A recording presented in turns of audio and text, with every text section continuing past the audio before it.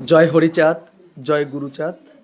আপনারা জানেন যে সুকেশ মিত্র প্রোফাইল থেকে মালদার গাজলে মতুয়া বিধান মতে পিতার শ্রদ্ধার্ঘ্য নিবেদন করতে গিয়ে সমাজের কিছু মানুষের দ্বারা, নিজের সমাজের মানুষের দ্বারা বাধা পেয়েছিলেন। সেখানে পরবর্তীকালে আইনের বিষয় পর্যন্ত বিষয়টা গড়িয়েছে এবং সেই সময়ে দুই পক্ষ এখন সিদ্ধান্ত নিয়েছে যে ঠাকুরবাড়িতে আমরা যাব, যাওয়ার পরে যে সিদ্ধান্ত তারা দেবে সেই সিদ্ধান্ত আমরা মেনে নেব। ঠিক এই পরিস্থিতিতে আজকে মা মমতাবালা ঠাকুরকে নিয়ে বসা হয়েছিল। বসার পরে মা মমতাবালা যে সিদ্ধান্ত দিয়েছিল সেই সিদ্ধান্তটা আপনাদের সামনে আমাদের কাকাবাবু অখিল বিশ্বাস পড়ে শোনাবে, আপনারা সেটা শুনবেন। তিনি যে সিদ্ধান্ত দিয়েছিল সেটা একটু লিখিত আকারে দিয়েছে, যে এই লিখিতটা আইসিকে জানানো হবে। এবার আমি কাকাবাবু অনুরোধ করব, কাকাবাবু আপনি একটু পড়ুন বিষয়টা। হরি বল। মা মমতা ঠাকুর যে তার যে বক্তব্য, তার সংক্ষিপ্ত সার এখানে লিখিত বয়ান আকারে দেওয়া হয়েছে। উভয়ের সমক্ষে ছিলেন, উভয়ে উপস্থিত ছিলেন।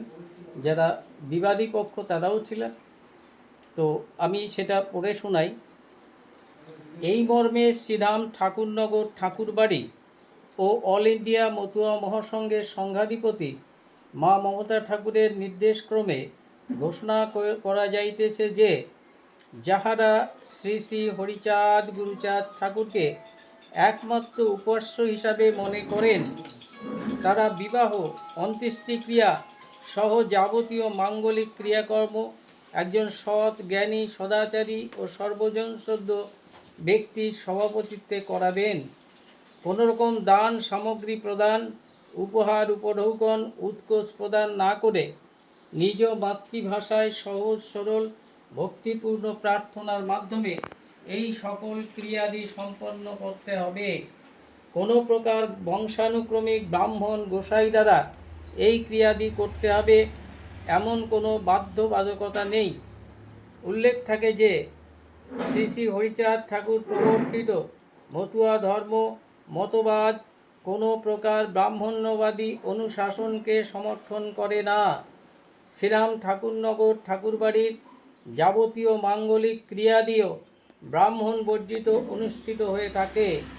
যেমন 28শে ডিসেম্বর 1990 সাল শ্রদ্ধেয় প্রমথরঞ্জন ঠাকুরের প্রয়াণ, 13ই অক্টোবর 2014 সাল শ্রদ্ধেয় কপিল কৃষ্ণ ঠাকুরের প্রয়াণ, 5ই মার্চ 2019 শ্রদ্ধা বড়মা বীণাপাণি ঠাকুরের প্রয়াণ। উক্ত সকলের অন্ত্যেষ্টিক্রিয়া ও শ্রদ্ধানুষ্ঠান সম্পর্কে ব্রাহ্মণ্যবাদ বর্জিত ও মতুয়া বিধানে সম্পন্ন করা হয়েছে। আদেশক্রমে মমতা ঠাকুর, সংঘাধিপতি, অল ইন্ডিয়া মতুয়া মহাসংঘ।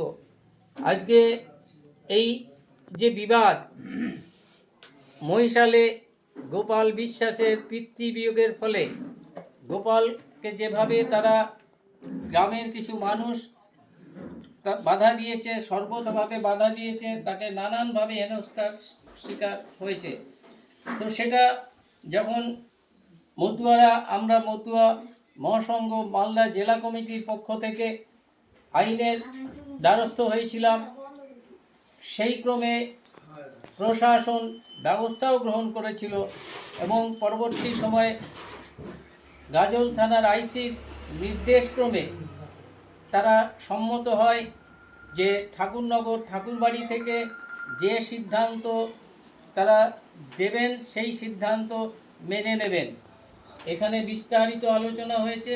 সেই আলোচনার মধ্যে দিয়ে এই সত্যটা আজকে উঠে আসলো, মতুয়ার বিধান কি, মতুয়ারা কোন মতে চলবে।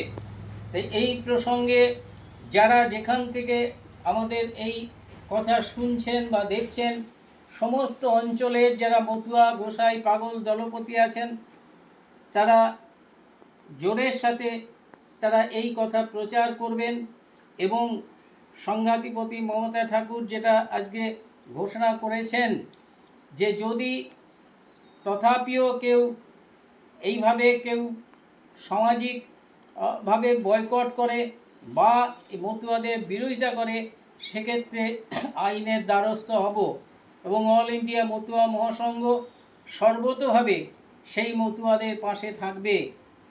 এই জয় হরি বল, জয় হরি বল। জয় হরিচাঁদ, জয় গুরুচাঁদ।